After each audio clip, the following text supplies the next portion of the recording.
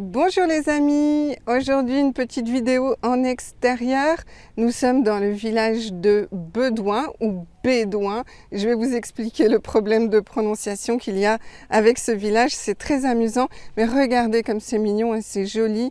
Un beau village de France dans la nature, et c'est un village qui a accueilli le Tour de France et dont une des étapes du Tour de France est extrêmement connue et renommée, c'est la montée du mont Ventoux.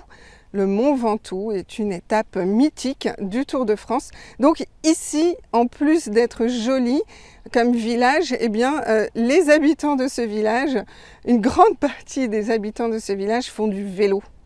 Du vélo, du vélo, du vélo, du vélo, du vélo. Tout le monde est en vélo, c'est incroyable. Du vélo sportif ou du vélo plus récréatif, mais il y a beaucoup de sportifs. Donc j'ai testé, c'est sympa, c'est vraiment très sympa.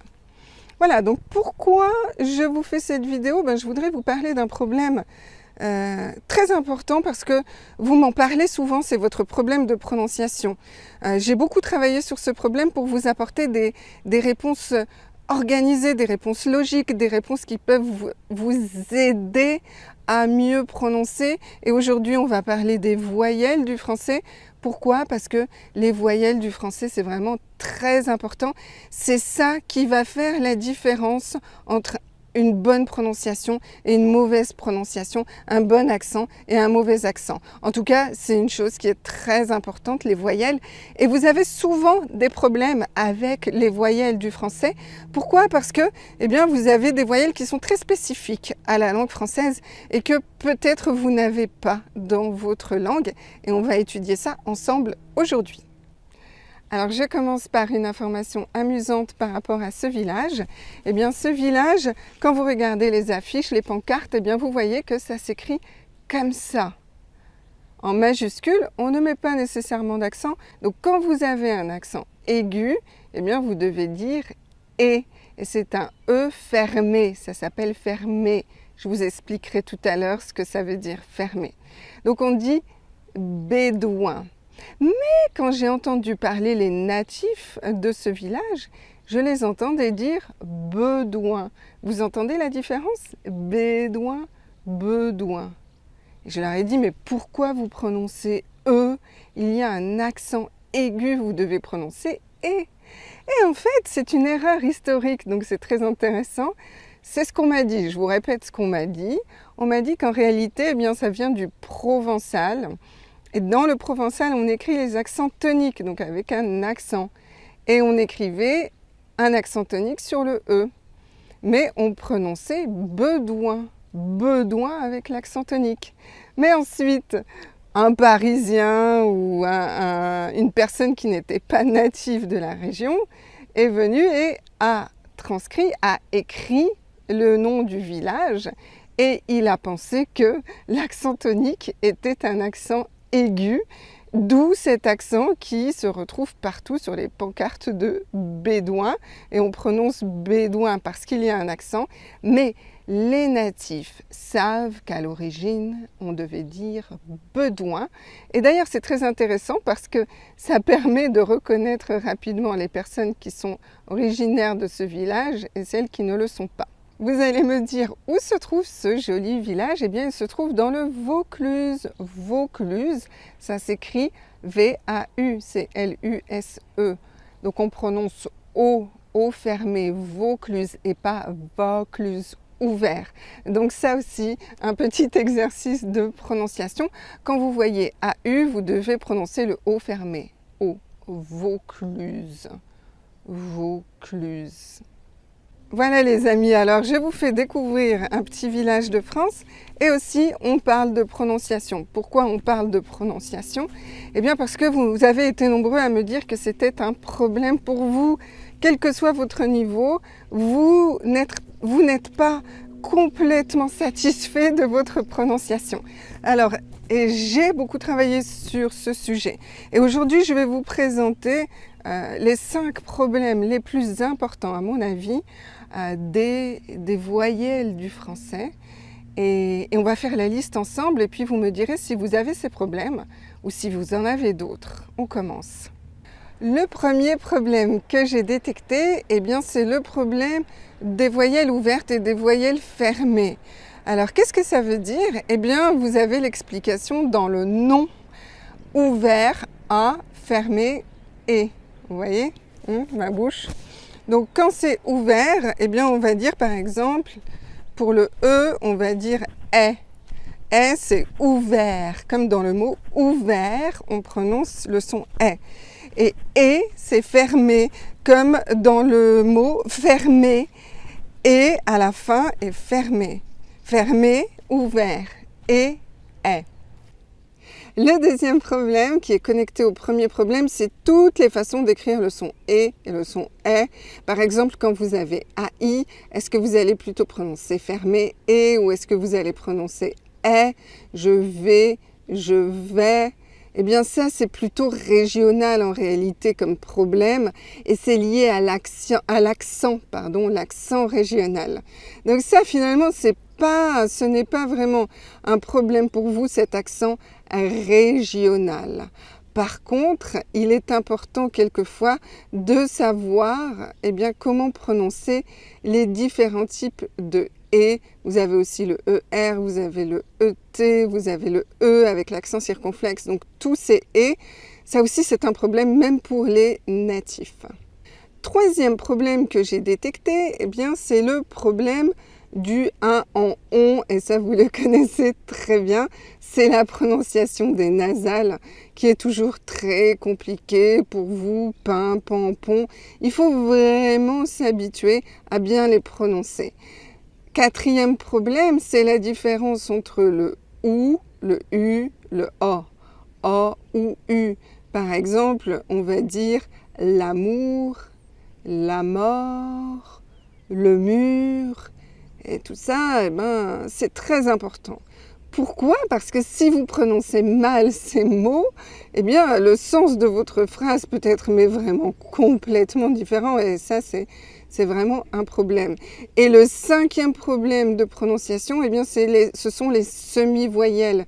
Tout ce qui est i, ouille, fille, nouille, rouille, feuille. Vous voyez toutes ces choses-là. C'est important aussi de bien les prononcer. Fille, feuille, il faut faire la différence entre les deux. Donc vous voyez que la prononciation, c'est vraiment important. Pourquoi? Parce que si vous travaillez beaucoup votre français, vous travaillez la grammaire, vous travaillez le vocabulaire, votre grammaire est bonne, le vocabulaire est bon, mais que finalement, la prononciation est mauvaise, c'est comme si tout ce travail de grammaire et de vocabulaire n'avait servi à rien. Pas vraiment à rien, bien sûr, mais imaginez que vous faites une phrase parfaite au niveau grammatical, au niveau du vocabulaire, mais que vous prononciez mal. Ça peut vraiment vous mettre dans des situations qui peuvent être soit ridicules, soit inconfortables. Je vais vous donner un exemple auquel je pense actuellement. C'est, je donnais un cours à une étudiante et je lui avais demandé de m'expliquer une recette de cuisine. Alors c'était il y a longtemps, mais je vous la raconte parce que ça m'avait tellement amusée et marquée. Et donc elle commence à me raconter sa recette de cuisine et à un moment, elle devait dire « j'ai beurré le moule ». J'ai beurré le moule. Vous savez, ça veut dire mettre du beurre dans le plat que vous allez mettre au four. Beurrer, le beurre. Elle a prononcé « j'ai bourré la moule ». Et là, j'ai éclaté de rire. Donc, au lieu de dire beurré, elle a dit bourré. Et elle s'est aussi trompée dans le masculin et le féminin. Et j'ai bourré la moule, ça peut avoir des connotations très sexuelles et c'est très ridicule. Et quand je lui ai expliqué ça, elle était très gênée, très très gênée. Et voilà typiquement une situation où un défaut de prononciation peut vous rendre ridicule. Et ça, vraiment, il faut vraiment éviter ce genre de choses. Et pour ça, il faut travailler la prononciation. Et pour travailler la prononciation, il faut connaître les problèmes de prononciation parce qu'on ne peut pas juste travailler comme ça. Il faut bien cibler les problèmes, il faut bien les connaître. C'est important. Il y a aussi une autre situation dont les étudiants me parlent souvent, c'est quand ils voyagent en France, eh bien, ils font l'effort de parler français, mais comme leur prononciation n'est pas parfaite, il y a deux problèmes possibles. Le premier, c'est que le français lui demande de répéter le mot, répéter, et ça c'est vraiment désagréable quand vous parlez de devoir répéter. Et une autre chose, c'est que eh bien, la personne en face réalise que vous êtes un étranger et elle commence directement à vous parler en anglais tout de suite. Et ça, pour vous, c'est pas très agréable parce que d'une part, eh bien, ça vous montre que votre français et votre prononciation n'est pas bonne. Et ensuite, ça vous empêche de progresser parce que vous voulez essayer de parler français avec les natifs et les natifs, eh bien, reconnaissent votre accent et parlent directement avec vous en anglais. Et ça, c'est pas très agréable. Voilà, donc ça, ce sont les problèmes de prononciation avec les voyelles que j'ai détectés et que je voulais absolument vous expliquer. Et si vous voulez eh bien, progresser encore plus et travailler ces 5 problèmes de voyelles, parce que les voyelles, c'est vraiment la base de la langue, c'est vraiment ce qui est très important si vous voulez avoir un bel accent. Eh bien, si vous voulez travailler ça, je vous ai préparé une formation très complète où on travaille ces 5 problèmes. Et dans cette formation, bien sûr, je vous explique eh bien, les règles profondes de la prononciation française et puis la logique globale des voyelles du français, parce que ça, c'est très important de comprendre la logique. Souvent, on apprend des petites astuces de prononciation, mais on n'arrive pas à voir la logique globale. Et quand on arrive à voir la logique globale, eh bien, c'est beaucoup plus facile ensuite de comprendre quels sont les points qu'on doit travailler. Donc, cette semaine, eh bien, j'ai fini ma formation. Je sors ma formation sur mon site web, formation de prononciation sur les voyelles. Et si vous voulez en profiter, comme d'habitude, vous avez cette semaine une promotion extraordinaire, une grosse promotion. Donc, le prix est très réduit pendant la première semaine de la formation. Ça, je fais ça à chaque fois, vous avez l'habitude maintenant. Donc, si vous voulez profiter de cette prononciation, de cette formation de prononciation, eh bien, c'est maintenant. Autrement, ce sera plus cher. Ou bien, il faudra attendre la prochaine réduction. Et puis, bien sûr, comme d'habitude, il y a quelque chose qui m'intéresse beaucoup. C'est par rapport aux problèmes que je vous ai donnés, les 5 problèmes de prononciation, j'aimerais d'une part savoir, est-ce que vous avez les mêmes problèmes de prononciation? Est-ce que vous avez ces problèmes-là? Ou bien, est-ce que vous avez d'autres problèmes de prononciation? C'est très intéressant quand on partage nos expériences, quand vous partagez entre vous vos expériences et vos problèmes. Donc moi, je suis là pour vous apporter des solutions, mais ça m'intéresse aussi de connaître vos situations gênantes et vos problèmes, parce que ça me permet de vous aider encore mieux et de vous proposer des choses qui vous conviennent parfaitement. Donc, je vous mets le lien de la formation si ça vous intéresse.